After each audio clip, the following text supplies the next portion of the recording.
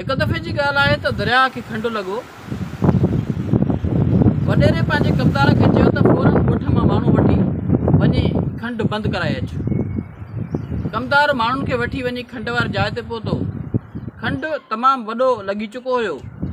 हिनने पूरी महिनत कई, पूरी कोशिशि कई त जल्द खां जल्द खंडु ॿधिजे, पर इतफ़ाक़ सां खंडु न पियो ॿधिजे। कमदार जा माण्हू बि आख़िरकार हली थकिजी पिया। कमदार हाणे इहो सोचियो त शाम खां अॻे जेकॾहिं खंडु बंदि न करायो त वॾेरो सफ़ा कावड़िजी वेंदो। उन करे उन खंड जे भरिसां रस्तो हुयो। हिन इहो सोचियो त हाणे जेके बि माण्हू उन रस्ते सां गुज़र कंदा उन्हनि खे वठी ई कम सां लॻाईंदो पियो वियो। उतां कुझु माण्हुनि जो गुज़र थियो। कमदार उन्हनि माण्हुनि खां पुछियो त केरु आहियो, कंहिंजा माण्हू आहियो? हुननि ॿुधायो त असां फलाणे वॾेरे जा माण्हू आहियूं ऐं उन जे कम सां वञूं पिया। उहे माण्हू हलिया विया।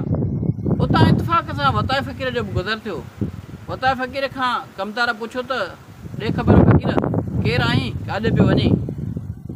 वताए फ़क़ीर चयसि त मां ख़ुदा जो माण्हू आहियां। कमदार चयसि त तूं ख़ुदा जो माण्हू आहीं, बाक़ी असां छा चोरनि जा माण्हू आहियूं? कोॾर खण ऐं हली खंडु बंदि कर। हिन ते वताए फ़क़ीर आसमान जे तरफ़ मोह करे चवणु लॻो त जेकॾहिं वॾेरे जो माण्हू आहे त उहो आज़ादु हलियो वियो, ऐं जेकॾहिं मां ख़ुदा जो माण्हू आहियां त मुंहिंजी एतिरी बि हैसियत न आहे।